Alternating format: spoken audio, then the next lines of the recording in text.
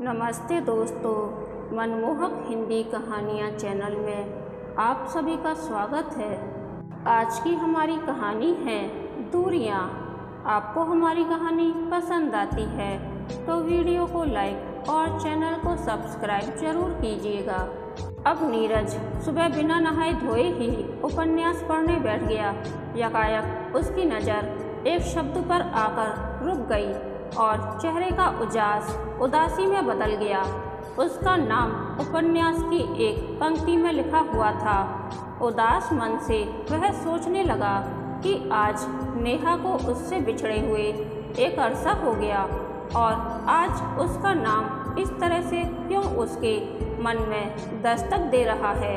यह मात्र संयोग है या और कुछ? वैसे तो एक जैसे हजारों नाम होते हैं, मगर नीरज ने लंबे समय से उसका नाम कहीं पढ़ा सुना नहीं था, तो इस प्रकार की बेचैनी स्वाभाविक थी। अचानक ही उसका बेचैन मन उससे मिलने की भूख भरने लगा, मगर यह इतना आसान कहाँ था। उसने दिल की इस अभिलाषा को पूरा करने का काम दिमाग को सौंप दिया।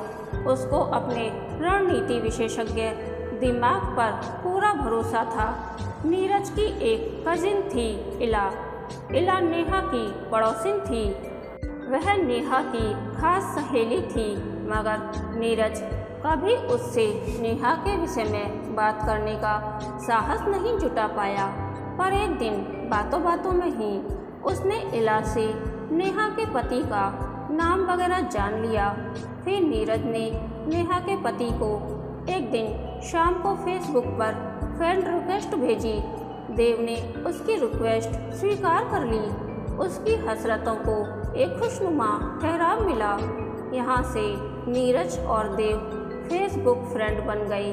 अब मिशन शुरू हो चुका था। नीरज देव की फेसबुक पोस्ट पर कमेंट्स या लाइक्स जरूर देता। अब लाइक और कमेंट्स की वजह से नीरज और देव में जान पहचान भी हो चुकी थी। वैचारिक रूप से भी काफ़ी करीब आ चुके थे दोनों। एक दिन नीरज ने देव से उसका पर्सनल नंबर मांगा। मेरे सभी फेसबुक फ्रेंड्स का नंबर मेरे पास है, आप भी दे दें, कभी ना कभी मुलाकात भी होगी। इस पर देव ने कहा, कभी हमारे शहर आना हो तो ज़रूर मिलिएगा, मुझे खुशी होगी। नीरज तो इसी मौके की तलाश में था। अगले हफ्ते सेकंड सैटरडे था। नीरज को वह दिन उपयुक्त लगा और उस दिन नीरज उसके शहर पहुंच गया। उसने नेहा के पति को कॉल किया कि मैं अपनी कंपनी के किसी काम से आया हुआ था, सोचा आपसे भी मिलता चलूं। आप कृपया अपना पता बता दें। आप वहीं रुकिए, मैं अभी पहुंचता हूं, कहकर देव ने फ़ोन रख दिया। बस चंद मिनट का फासला है मेरे और नेहा के बीच। नीरज सोच रहा था, इसी मौके का तो बेसब्री से इंतज़ार कर रहा था। वह एक सपना सच होने जा रहा था। उसे करीब से देखूंगा तो कैसा महसूस होगा, वह अब कैसी दिखती होगी, उसने क्या पहना होगा। ढेर सारी अटकलों में घिरा उसका बाबरा मन व्याकुल हुआ जा रहा था। तभी देव उसे लेने आ गए। दोनों ने एक दूसरे के हालचाल पूछे। फिर वे नीरज को लेकर अपने साथ अपने घर पहुँचे और पानी लाने के लिए अपनी पत्नी को आवाज़ दी। अपने दिल की धड़कनों पर काबू करते हुए नीरज ने दरवाजे की ओर आंखें बढ़ा दी थीं कि अब नेहा ही पानी लेकर आएगी, लेकिन पल भर में ही उम्मीदों पर पानी फिर गया। पानी नौकरानी लेकर आई।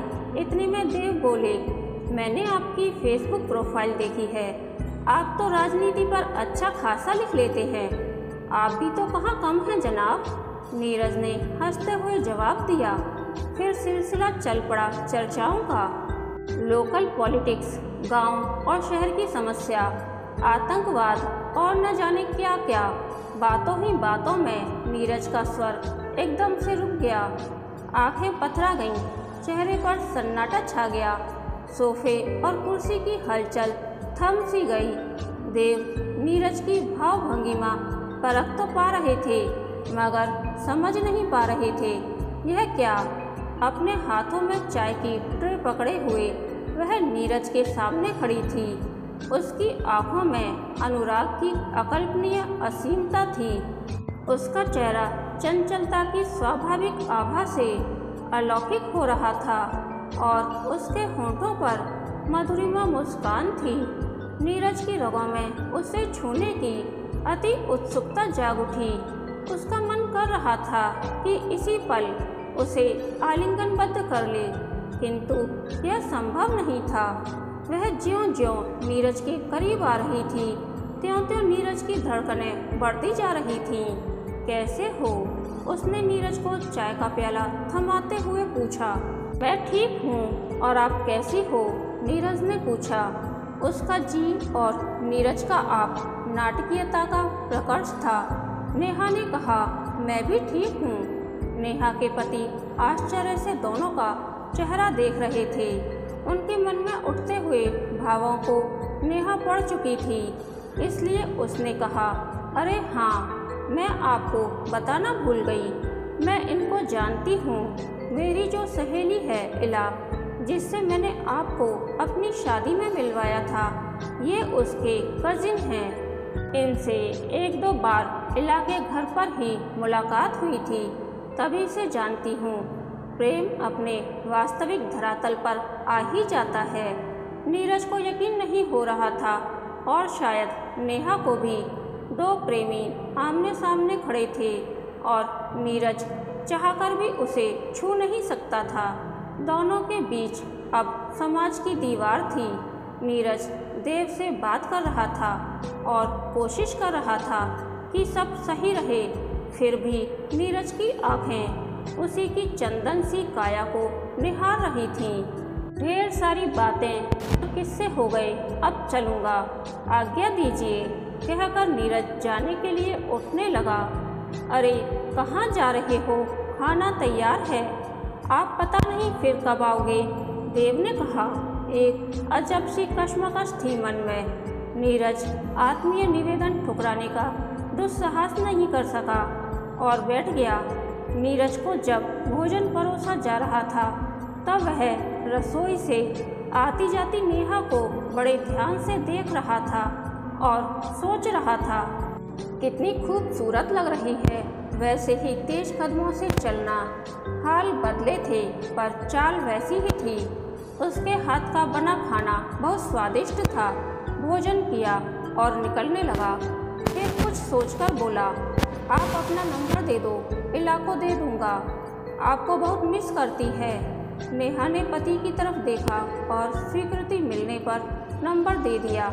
इसी के साथ नीरज की यह अंतिम इच्छा भी पूरी हो गई। पूरी रात नेहा सोचती रही कि नीरज उसका नंबर लेकर गया है तो कॉल भी जरूर करेगा। नीरज से कैसे मिले और कैसे उसको समझाए कि अब हालात बदल गए हैं। नीरज उसको अगले दिन से ही फ़ोन करने लगा। नेहा 6-7 दिन तक तो उसकी कॉल को अवॉइड करती रही, पर बाद में नीरज से बात करने का निश्चय किया। नीरज, क्या इतनी पराई हो गई हो कि मिलने भी नहीं आ सकती? नेहा, अब मेरा नाम किसी और के नाम के साथ जुड़ चुका है। नीरज, ये दूरियां जिंदगी भर की होंगी, ये सोचा न था।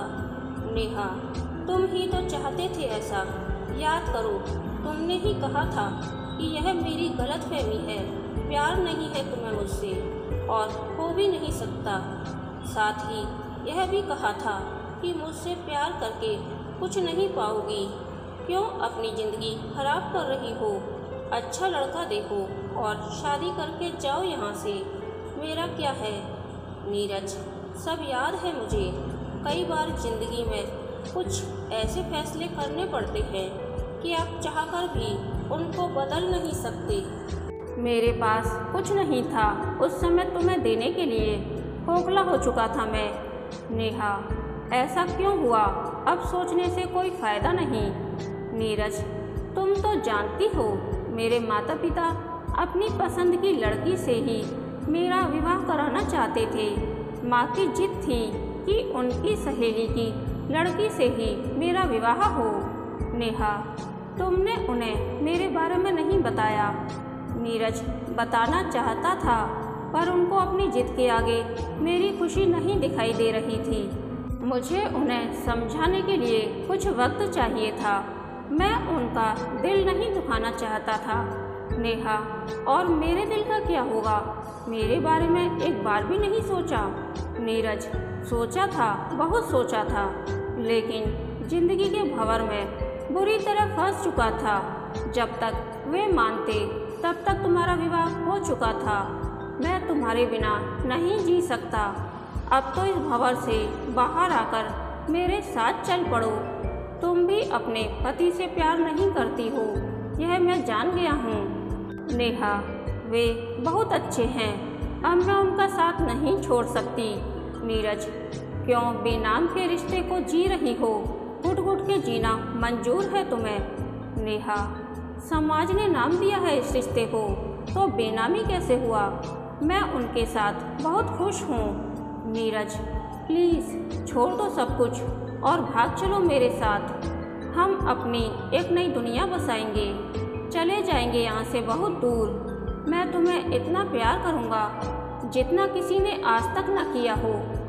नेहा, नहीं, मैं ऐसा नहीं कर सकती। अब मेरे साथ मेरी ही नहीं, किसी और की भी जिंदगी जुड़ी है।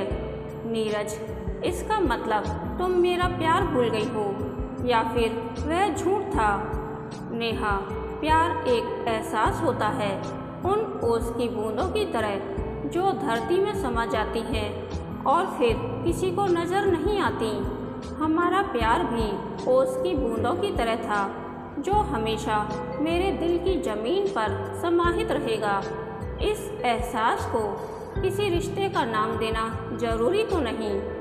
तुम्हारे साथ कुछ पलों के लिए जिस राह पर चली थी, वह बहुत ही खुशगवार थी। उन राहों में लिखी कहानी शायद मैं कभी नहीं मिटा पाऊंगी, लेकिन अब और उन राहों पर नहीं चल पाऊंगी। मैं तुमसे बहुत प्यार करती थी और शायद आज भी करती हूँ और करती रहूँगी।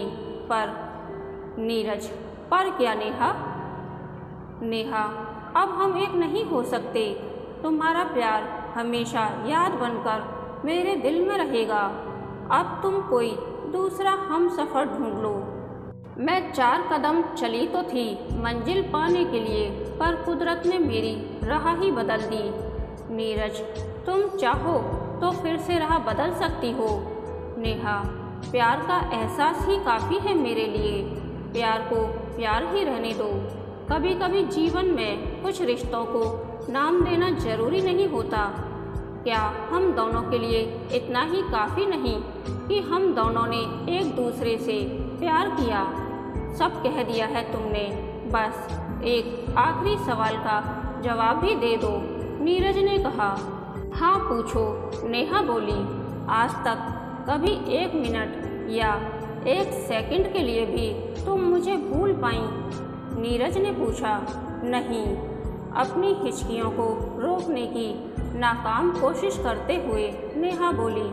नीरज, एक वादा चाहता हूँ तुमसे। नेहा, क्या? नीरज, वादा करो, जिंदगी में जब कभी तुम्हें मेरी ज़रूरत महसूस होगी तुम मुझे फ़ौरन याद करोगी। मैं दुनिया के किसी भी कोने में होऊंगा तो भी ज़रूर आऊँगा। चलो, खुश रहना। कोशिश करूँगा कि दोबारा तुम्हें कभी परेशान न करूँ, लेकिन दोस्त बनकर तो तुमसे मिलने आ ही सकता हूँ। नेहा, नहीं, अब हम कभी नहीं मिलेंगे। दोस्ती को प्यार में बदल सकते हैं, पर प्यार दोस्ती में नहीं।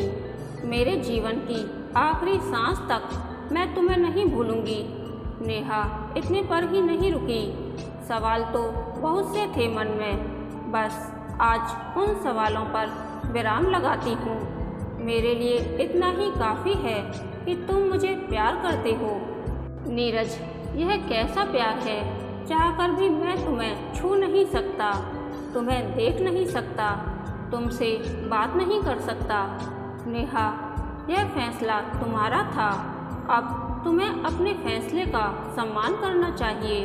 बहुत देर हो गई, बस यही चाहूँगी कि तुम सदा खुश रहो और कामयाबी की ओर बढ़ते रहो। Bye Neeraj, bye. नीरज को दूर से आते एक गीत के बोल सुनाई दे रहे थे। क्यों जिंदगी की राह में मजबूर हो गए, इतनी करीब कि हम दूर हो गए। कहानी के अंत तक बने रहने के लिए धन्यवाद। यह कहानी आपको कैसी लगी प्लीज़ कमेंट करके बताइए।